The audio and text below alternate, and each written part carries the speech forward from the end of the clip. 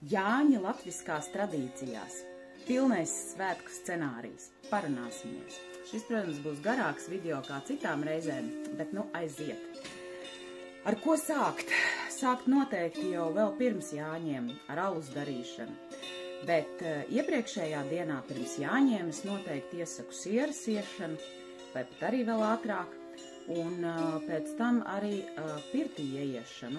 Iepriekšējā dienā veiciet kārtīgu foršu pirts rituālu ar Jāņu zālēm un smaržām un pirtī ieiešanu. Jāņu laiks, starp citu, ir īstais laiks, lai pirts slotas sietu. Pēc Jāņiem no Jāņu mejām var sasiet pirts slotas, tās ir brīnišķīgas. Bet Jāņu scenāriju, ko tad darīt Jāņu dienā? Nu, mūsdienu cilvēkam iesaku iepriekš sagatavot jau praktisku sarakstu, es ielikšu arī scenāriju, kāds man ir, ar darbiem, kas jādara ir puišiem un darbiem, kas jādara ir meitām. Puiši, protams, brauc mežā, pakaļ mejām, bērzu mejām, ar kurām sapušķo visas mājas vietas un arī pašu līgošanas un Jāņu vietu sapušķo ar mejām bērzu. No meža atved arī noteikti dažus pīlāģus un, protams, ozolu zarus. Savukārt meitas, protams, ar Jāņu vainagu pīšanu, savī arī garu viju, ko likt pūdelē ap kātu. Un meitas arī, protams, nodarbojas ar galda saklāšanu. Galdu uzklāja bagātīgi. Ar pīrāgiem, ar sieru, ar salātiem, ar visiem latviešu ēdieniem, kas vienu piederās Jāņiem. Jā, nu, un tad, kad ir mājās atvestas mejas, tiek uztaisīti Jāņu vārti. Tajā vietā, kur notiks Jāņu svinības, 3 Jāņu vārti. Pa vieniem, pa kuriem lec saule, riet saule, un 3, pa kuriem staigā Jāņu bērni. Jāņu vārtos var iesiet arī Jāņu vainagus, ziedu vainagus, lai skaisti izskatās viducītī. Jā, saklāja bagātīgo galdu, kā jau es teicu, sagatavo ugunskura vietu. Jāņu ugunskura var kurināt arī no vecajām lietām droši, jo mēs pavadam aizejošo. Jāņu ugunskuram apakšā liek papardes, jo tas mūs sasaista ar mūsu senčiem. Ja jums ir vajadzīgs ugunskurs, kurā vārīt zupu un darīt citas lietas, tad taisiet atsevišķu saimniecisko ugunskuru, bet Jāņu ugunskurs ir tāds kā sava veida rituālais ugunskurs, kurā nemet dažādas lietas, kurš tiek aizdedzināts tad, kad saule riet. Nu, tas sanāk kaut kur ap 10:00. Bet nu tā, tad, kad ir visi sagatavošanās darbi paveikti, lopi sapušķoti, suņiem vainagi uzpīti, kaķiem vainagi uzpīti, pašiem sapīti vainagi, tad es iesaku paņemt vienu atelpas brītiņu, kad jūs paguļat kādu pusdienas laiciņu, lai var izturēt garo nakti.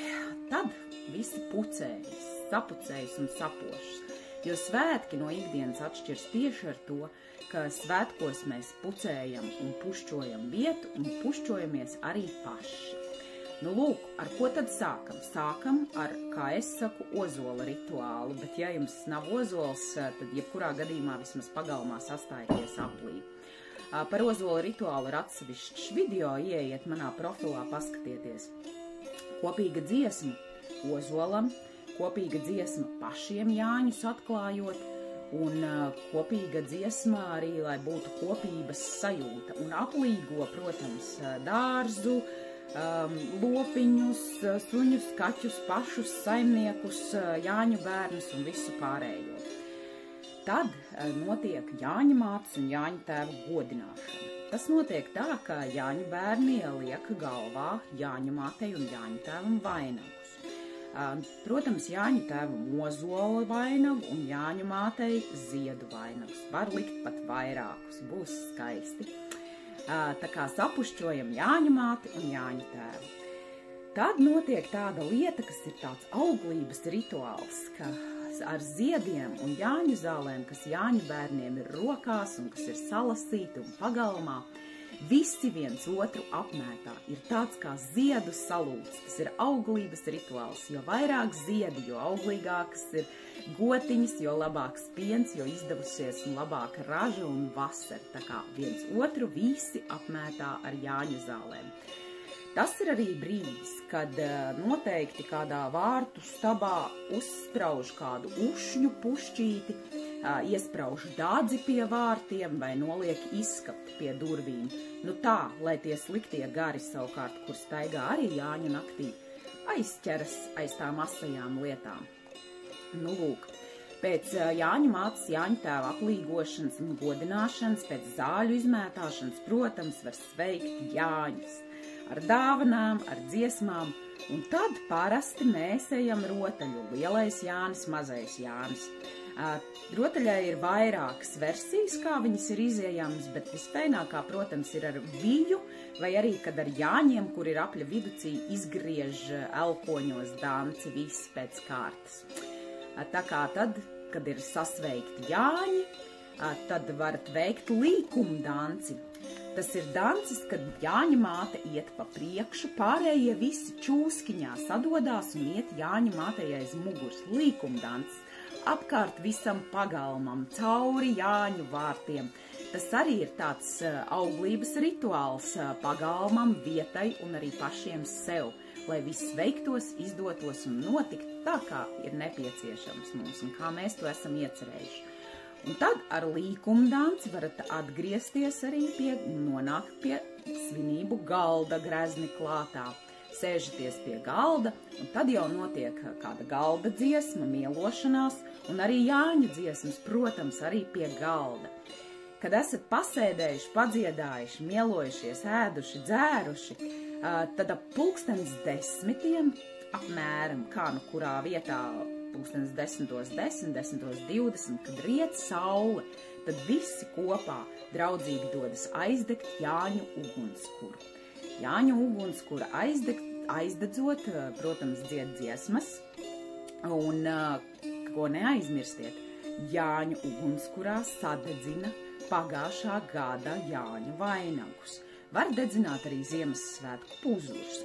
Tas ir aizejošais cikls, jo sākas jauns cikls. Tāpēc Jāņu ugunskurā noteikti tiek sadedzināti pagājušā gada Jāņu vainagi.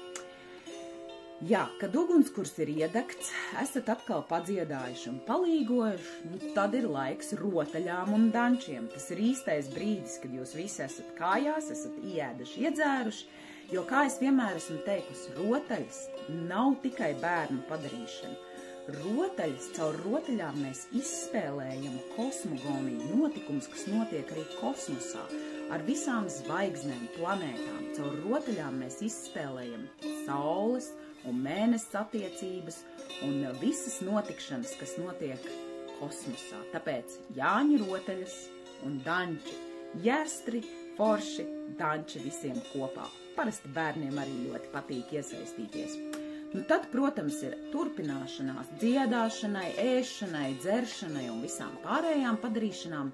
Un tad, kad ir iestājies pats tumšākais brīdis un saule ir norietējusi, ugunskurs jums kuras, tas ir tas mirklis, kad ir laiks aizdegt pūdeli, Jāņu pūdeli, to ugunskuru, kas ir stabā, kurš ir sapušķots ar ozola viju un attēlo principā mūsu pasaules koku latviešu ozolu.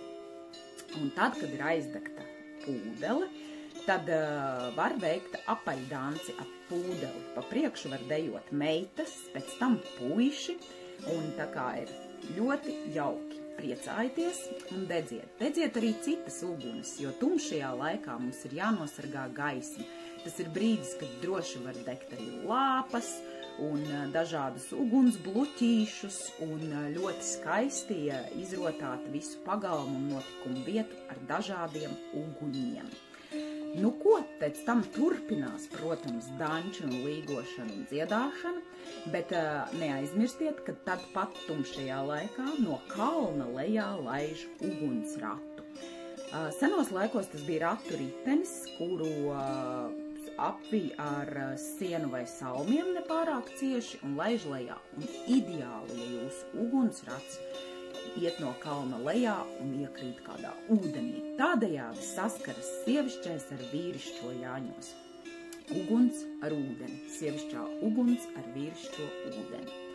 Tad, protams, ir laiks arī kailopeldēm, un, protams, ir laiks palaist ūdenī arī sakurto Jāņu plostiņu. Dziesmas, rotaļas, varat iet arī pat kādu pliko danci, tāpēc, ka kailums svētkos ir sakrāls. Tā ir svēta lieta, tā ir auglības simboliskā lieta. Pēc tam varat droši turpināt arī ar kārtīgu jastru apdziedāšanos. Un tā līdz rīta gaismai, kad nāk saule. Kad parādās saule, tad, protams, iet vaļā saules sagaidīšanas dziesmas un sveikšanas, sagaidam sauli, un tad ir maģiskā Jāņu rasa. Un visi var doties vārtīties Jāņu rasā, tas ir uz veselību, veiksmi un izdošanos. Nu, apmēram tāds ir Jāņu scenārijs, tā kā visam jums vēl ir laiks sagatavot un būt, visu dabūt, visu sagādāt, lai jums būtu jastri, brīnišķīgi Jāņi latviskā gaisotnē ar latviešu tradīcijām. Lai jums izdodas! Līgula!